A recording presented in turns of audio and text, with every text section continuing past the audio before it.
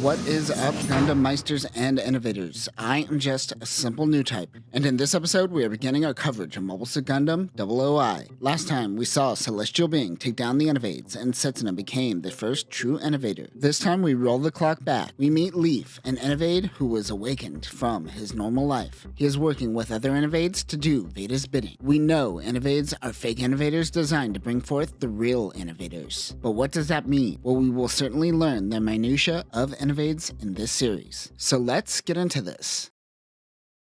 A young man named Leaf gets a vision of the sorts. He doesn't know what it is and shrugs it off. Later, he gets another vision, this time of the Gundam. He also sees the colony Proud. She wakes up and looks at the news to find that there is an attack at Proud Colony by the Gundam. How is he having visions of something happening in real time? We know that this attack is where Saji met Setsuna after being jailed under false pretenses. Suddenly, he is activated. A voice in his head tells him that his mission is to gather 6 innovators. He is an Innovade. Leaf meets with Telicria Herfy. How do you get Telicria from Tedishia? Japanese people need more mouth sounds. Once he informed him that he was an Innovade, so too did he activate. He was a doctor who he saw on television and instantly knew that he was an Innovade. He knows that Veda has put sleeper agents throughout Earth, but he doesn't understand why he needs to gather 6. Leaf doesn't seem to know what his full potential is, but Telicria says that he unlocked his Innovade potential. His powers are to awaken other Innovades. With that in mind, he wonders who Leaf truly is. He should probably have been the first to awaken, but it seems someone else is in control at the moment. He thinks that Leaf is under control of Ribbons Almar. We see that the Innovades know of the change in Aeolia's plan and how it's done by Ribbons, but they still don't seem to know the bigger picture, which means gathering these Innovades will lead to another change in Aeolia's plan, probably. Telicria takes his leave when Leaf says that he knows where one is already located. He saw them on the news. It seems that part of his power is instantly spotting Innovades just by looking at them. Leaf wonders if it has anything to do with quantum brainwaves. They go to meet up with the potential Innovade at a motel. When they pull up, someone from behind shoots and kills their contact. They drive away quickly. Telicria was a doctor before being awakened, but he says nah, he dead. If someone knows about them meeting with other Innovades,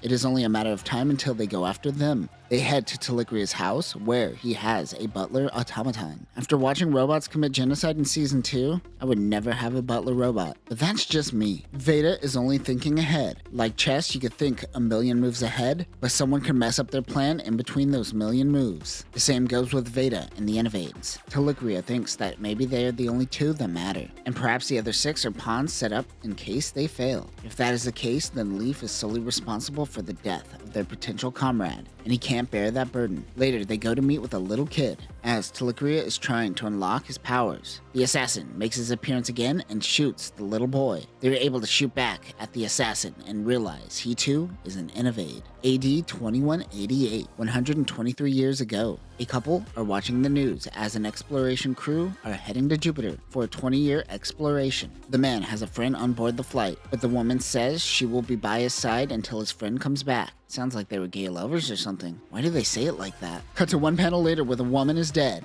This manga just tried to make me feel good and lied to me all in a matter of one page. Back in the present, Leaf is drained from watching war footage in the hopes that they could find other Innovades. The young boy that they found was named Burn. He was shot by the Innovade and is in critical condition. His powers were unlocked before he was shot, but he may be useless to the team now. Innovades are biologically the same as humans, with the exception that they can't age. Because of this, Innovades usually only have 10 years to live amongst the humans, before Veda recalls them. However, Telicria is 40 years old. He thinks he wasn't recalled over the decades because he became a prestigious teacher and doctor. Those that are recalled essentially are given a new body and another Innovade takes on their body. If this is the case, maybe he hasn't been around for 40 years after all. Maybe false memories were implanted somewhere along the line to give them the illusion of a past. After a few hours of researching, Telicria tells Leaf that he found out who the killer Innovade is. The name is Lars Grease, and he entered into society in the year 2185.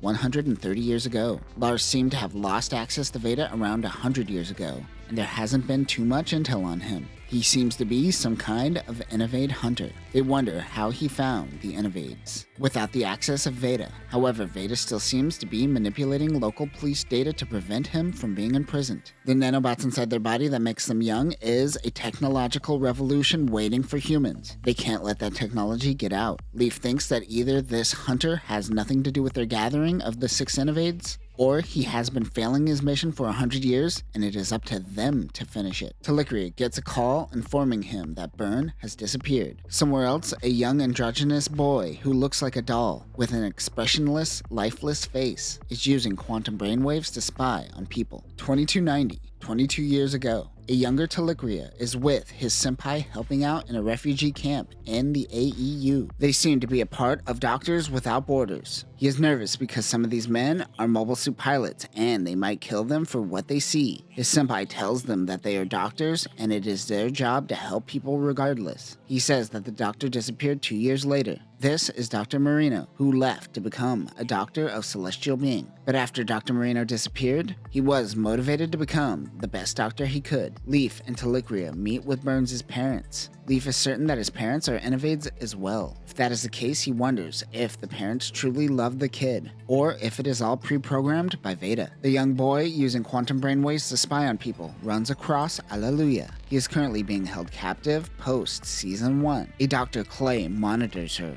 The two sense Byrne and goes to find him, only to find a doctor working on a doll. The doctor tells Talikria and Leaf that he helped clone Innovades, so he is using one to try to find eternal youth. That is when Leaf moves fast and gets behind the door. He mentions that she is a combat Innovade. Talikria says that this guy is no doctor. They takes Burns but leaves the doctor. As they head out, the building is destroyed. They look up to find Celestial Being attacking. On the ground, Lars is mad and he has a gun. As the attack takes place, Lars fires at Lock-On. He notes that the gun was able to hit his sensor perfectly, though it barely did any damage. He knows a good shot when he sees it, but the mission is complete and they head out. That night, Leaf dreams of piloting a Gundam. He wonders if he dreamed about a past life, and then wonders why they would design Innovades like this. It seems to be the limitation of Veda trying to guess hundreds of years into the future, but the nanomachines in their blood that keeps them young are sought after as seen by the Doctor. This is all in the name of trying to find the perfect innovator, which Aeolia believes can't be an Innovade.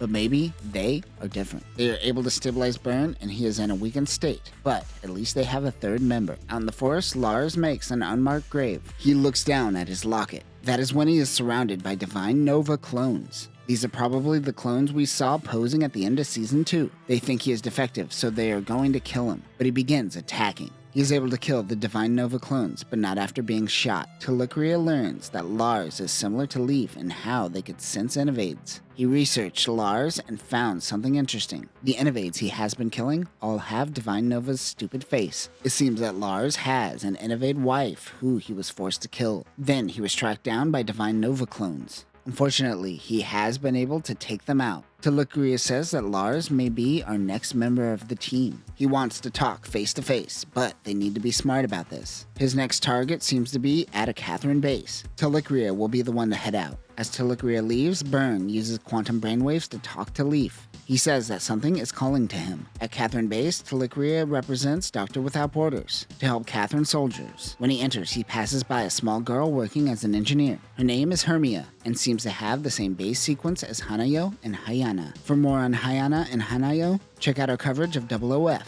He meets a girl that looks strangely like him. He is certain that she is the Innovade. Her name is Sulu Soluzu. Here we go with the names again. Byrne shares his vision with Leaf. He is able to see the Gundam from his dreams. Katharon is running training exercises. There's a man named Brad with Sulu, who happens to be a Divine Nova clone. Talikria is uncertain if Brad or Sulu are potential Innovades for their team. Burns tells Leaf that the Gundam is on an island in the middle of nowhere. Leaf is amazed by Burns' ability and is sad that his power is only finding Innovades with visual cues. That is when Burns says that he can explain his powers. All data from Innovades are sent back to Veda in what he is calling tags. He says that he could access these tags, but he can't decipher them. Leaf seems to be the only one able to decipher these tags. Leaf wonders if they are designed to break the system. She could sense Innovades, Burn can communicate with them, and Telicria can activate them. Burn says maybe his purpose involves the Gundam as well, as it is reaching out to him. Leaf is traveling and searching for the Gundam, while Burn remains in his head. Brad mentions to the group that there is a voice inside his head telling him to constantly fight. That is when Brad is shot. As he is a Divine Nova clone, he was Lars's target. Telicria tries to save his life. Throughout this manga, Lars has been referring to these Divine Nova clones as fake humans. He says they don't deserve life, but Telicria says that all life is valuable. Lars shoots the doctor in the back and runs away. Luckily, he was wearing a bulletproof vest. He tells Sulu, "Surprise, I'm your Innovade brother." Leaf is able to find the Gundam that has been calling out to him. Someone asks what he plans on doing to the I Gundam. Behind him is an innovator that looks exactly like him. He is Beside Pain. Beside Pain? Beside Pain.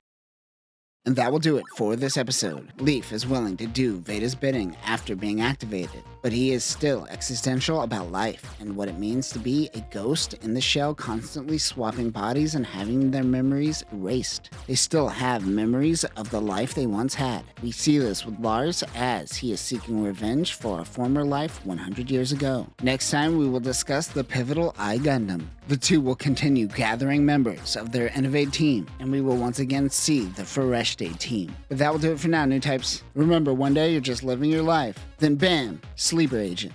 Peace.